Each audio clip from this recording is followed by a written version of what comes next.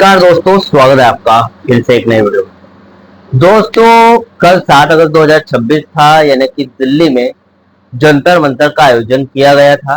संसद मार्च का आयोजन किया गया था। एक बहुत बड़ी हड़ताल की गई थी। सभी पेंशनर्स यूनियनों या फिर यूं कहें मजदूर वर्ग के यूनियन सभी ने मिलकर जंतर मंतर का जो आयोजन किया था उसको सफल बनाया, उस कार्यक्रम। अब दोस्तों, कल सुबह से लेकर शाम तक क्या हुआ था वहां पे, और जो कुछ भी हुआ था टाइम बाय टाइम, उससे क्या यहाँ पर नतीजा निकल कर आया है, या फिर क्या सरकार झुकेगी? अफोर्डेबिलिटी क्लोज में क्या छूट मिलेगी? क्या अफोर्डेबिलिटी क्लोज में छूट मिलकर थर्ड पीआरसी लागू करेगी सरकार?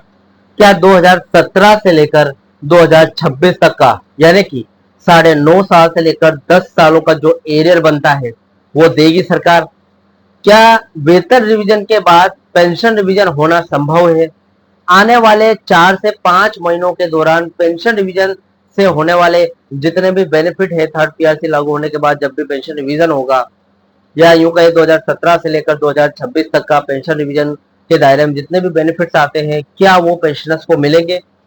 क्या वीआरएस 2019 वालों के लिए जो पेंशनर्स है उनके लिए उनका पेंशन रिवाइज होते ही उनको सारा एरियर मिलेगा? देखिए, ये सब जो भी मैं बता रहा हूं आपको, ये सब पेंशनर्स या फिर कर्मचारियों का हक है, ये उनको मिलना बहुत जरूरी है। और इसके लिए थर्ड पीआरसी लागू करनी जरूरी है, और थर्ड पीआरसी से पहले अफोर्डेबिलिटी क्लोज, जो कि यहाँ पर वेतन रिवीजन पेंशन रिवीजन में जो रोड़ा है 2017 से अब तक का, उसको सबसे पहले हटाना जरूरी है। तो दोस्तों, इसके पहले दोस्तों, तो आज पूरी जानकारी इस वीडियो में आपको बताने वाला हूं। दोस्तों, सबसे पहले चैनल पर नए हो, पहली बार आए हो, बीएसएन से जुड़ी पूरी खबर, सभी तरह की खबरें रोज देखना चाहते हो, तो मेरे चैनल को सब्सक्राइब जरूर कर लेना दोस्तों। साथ में बेल नोटिफिकेशन ऑन करना मत भूलना। बहुत सारे कर्मचारी और पेंशनर्स ऐसे हैं जो कि वीडियो को देखते देखते लगता है उनको कि इसको सब्सक्राइब करना चाहिए। आप सब्सक्राइब तो कर लेते हो, लेकिन साथ में बेल नोटिफिकेशन ऑन करना भूल जाते हो। इससे होता क्या है कि आपने, अगर सपोज मान के चलिए आपने बेल नोटिफिकेशन ऑन नहीं किया, तो इससे ये होगा कि मेरा वीडियो जब मैं अपलोड करूंगा आपके पास पहुंच तो जाएगा, लेकिन आपकी लिस्ट में बहुत टाइम तक दिखेगा नहीं। 4 से 5 घंटे बाद जब यूट्यूब खुद उसको शो करेगा तब आपके पास आएगा। अब सपोज मैंने वीडियो सुबह अपलोड कर दिया, ठीक है, आपके पास कब आया वो? 2 से 3 बजे, 4 बजे, यानी कि दोपहर बाद। तो अपडेट आपको सुबह मिलनी थी और वही अपडेट आपको दोपहर बाद मिलेगी, तो आप तो मुझे कमेंट में गाली लिखोगे ना। इसीलिए आपको बोल रहा हूं कि आपको बेल नोटिफिकेशन, जो घंटी का बटन है, उसको प्रेस कर देना, वहां पर ऑल पर क्लिक कर देना, ताकि जो भी मेरा वीडियो आए सबसे पहले आपके पास नोटिफिकेशन पहुंचे। फिलहाल दोस्तों, मेरा नाम है सुनील विश्वकर्मा। मेरे द्वारा दी गई जानकारी आपको सही लगे, सटीक लगे, अच्छी लगे और यूजफुल लगे तो इस जानकारी को कर्मचारी मित्रों के साथ, पेंशनर्स भाइयों के साथ ज्यादा से ज्यादा शेयर कीजिए, और जाते जाते इस वीडियो को एक लाइक ठोक के जरूर जाना। चलिए दोस्तों, बढ़ाते हैं वीडियो को आगे। दोस्तों, 7 अगस्त 2026 की बात कर लेते हैं। नई दिल्ली के जंतर मंतर पर बीएसएन एम्प्लॉय यूनियन, जो कि कर्मचारियों की यूनियन है।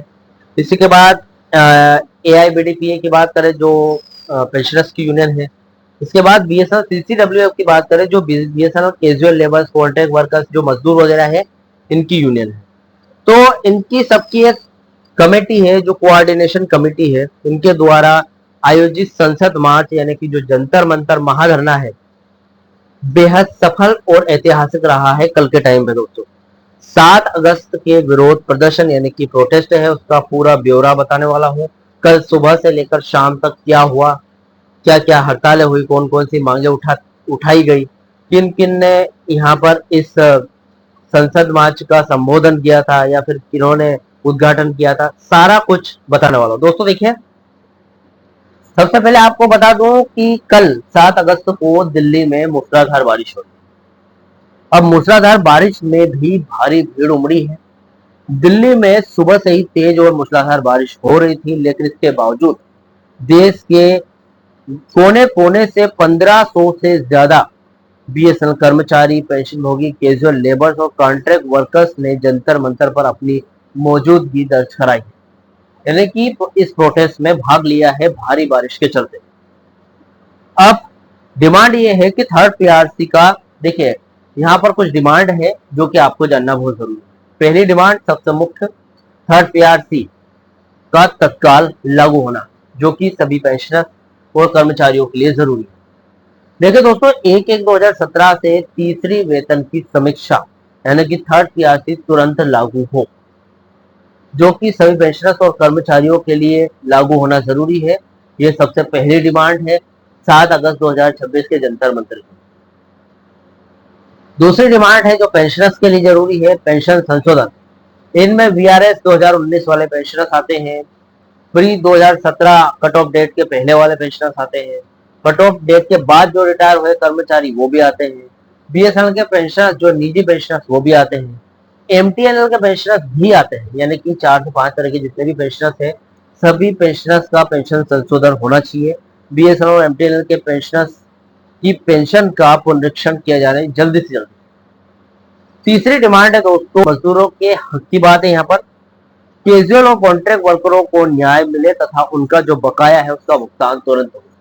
बकाया का मतलब है जो भी बकाया है, वो मुद्दे लेकर आए हैं उनको हल किया जाए। चौथी डिमांड है दोस्तों बीएसएनएल का पुनरुद्धार, यानी कि बीएसएनएल को थर्ड पीआरसी लागू करने, 4G और 5G स्पेक्ट्रम को पूरी तरीके से भारत में फैलाने के लिए, या फिर वीआरएस 2.0 की राशि यानी कि एक्सग्रेशन राशि को देने के लिए, पेंशन रिवाइज करने के लिए, 10 साल का एरियर देने के लिए कंपनी को रिवाइवल पैकेज की जरूरत है। बीएसएनएल को मजबूत और सक्रिय बनाने के लिए प्रभावी कदम जरूर उठाए। यानी कि ये जो 4 डिमांड थी ये उठाई गई थी। अब दोस्तों मंच के संचालन की बात कर लेते हैं कि इन्होंने चलाया इसको, इसके बाद उद्घाटन किसने किया, संबोधन किसने किया, सब। देखिए दोस्तों, इस धरना प्रदर्शन की अध्यक्षता comrade P Abhimanyu, comrade M Vijay Kumar और कामरेड एमआरएस दास ने संयुक्त रूप से की, यानी कि तीनों ने मिलकर की। धरना प्रदर्शन के उद्घाटन की अगर बात करूं तो सीआईटीयू के all India president comrade Sudip Datta ने किया।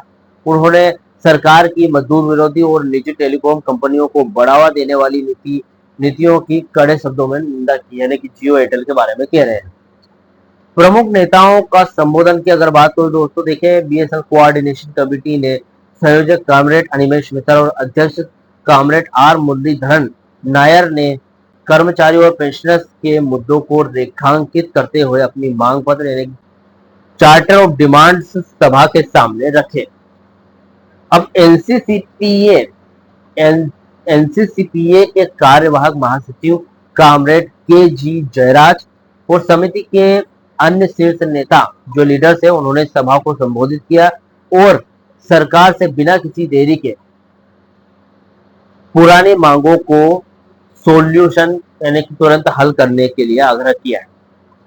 अब दोस्तों देखा जाए तो बीएसएनएल के सभी कर्मचारी और पेंशनर्स भारी बारिश और प्रशासनिक बाधाओं के बावजूद इस ऐतिहासिक लामबंदी ने सरकार और बीएसएनएल मैनेजमेंट को यह स्पष्ट संदेश दे दिया है कि जब तक थर्ड पीआरसी यानी कि पेंशन संशोधन और अन्य वैध मांगे पूरी नहीं होंगी तब तक साझा संघर्ष इसी तरीके से चलता रहेगा। यानी कि संयुक्त रूप से जो संघर्ष किया गया है कर्मचारी, पेंशनर्स और साथ मजदूर वर्ग, जो तीनों की कोऑर्डिनेशन कमेटी में ये संघर्ष हुआ है, ये आगे भी चलता रहेगा। कोई मजबूत कदम अगर सरकार नहीं उठाती है तो आगे भी अनिश्चितकालीन इंडेफिनाइट स्ट्राइक या फिर दिल्ली चलो जैसे और भी संघर्ष और भी आंदोलन करती रहेगी बीएसएनएल यूनियन। अभी दोस्तों ये वीडियो था मेरे द्वारा दी गई आपको जानकारी, अगर सही लगे, सटीक लगे या फिर यूजफुल लगे तो इस जानकारी को लाइक कमेंट शेयर जरूर करें। साथ में मेरे द्वारा दी गई जानकारी से जुड़ा हो जो भी आपका डाउट या क्वेश्चन वगैरह और मुझे कमेंट बॉक्स में कमेंट कर सकते हैं। वीडियो अच्छा लगा तो वीडियो को लाइक कमेंट जरूर करें। मिलते हैं दोस्तों नेक्स्ट वीडियो में। सी यू सून।